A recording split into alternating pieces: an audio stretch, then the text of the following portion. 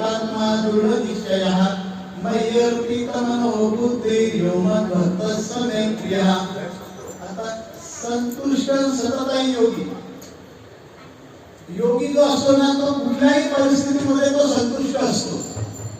भले आता तुम्हाला उदाहरण देतो, नरसिंह मेहता, नरसिंह मेहतांची बायको लवकर गेली तर ते खचून नाही गेले, ते म्हणे बरं ना माझी बायको गेली म्हणजे मी पूर्ण माझं जे काही आहे आयुष्य ते देवाला मी अर्पण करू शकतो, देवाचं नाव घेऊ शकतो, देवाचं नाव घेऊ शकतो, देवाचं स्मरण करू शकतो, असं नरसिंह मेहताची म्हणजे हे विचार केले ते त्याच्यामध्ये ते संतुष्ट आहे बायको गेली तरी।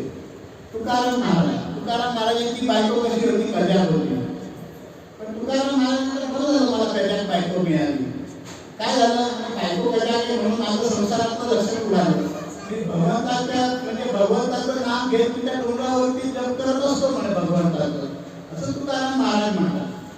एकनाथ महाराजांची बायको खूप काय म्हणतात परोपकारी, मदतशील, त्यांना प्रत्येक छोट्या छोट्या गोष्टींना ती मदत करणारी। तुकाराम महाराज एकनाथ महाराज म्हणतात ते मी काही करत नाही, माझी बायकोच आहे, माझी भाजी आहे, जे काही करते तिच्यामुळे मी आहे। आज ती इतके उत्तम मला सहकार्य करते आहे, तर ती इतके उत्तम सहकार्य करते म्हणूनच मी आज तुम्ही मला एकनाथ महाराज वगैरे जे काय म्हणतात तेव्हा माझं देवाप्रती माझी श्रद्धा वाढली। असं संतुष्ट सतत योगी आत्मवान सांगितलं होतं की आत्मवान जसं बलवान धनवान सांगितलं होतं तसं आत्मवान जो सगळ्या इंद्रियांचा ताबा घेतो, जो सगळ्या म्हणजे शरीरासारखा ज्याचा इंद्रियांवरती ताबा आहे हा झाला आत्मवान।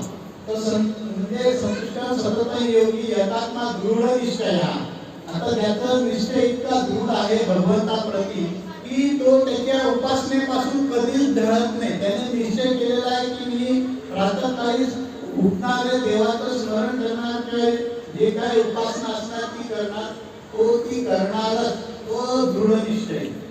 तर भगवंत म्हणतात की असा जो भक्त आहे जो संतुष्ट सतत योगी यथात्मा दृढ निश्चयः मय्यर्पित मनो बुद्धी यो मद्भक्तः स मे प्रियः। म्हणजे जो स्वतःचं मन आणि बुद्धी मला अर्पण करतो असा भक्त मला प्रिय आहे।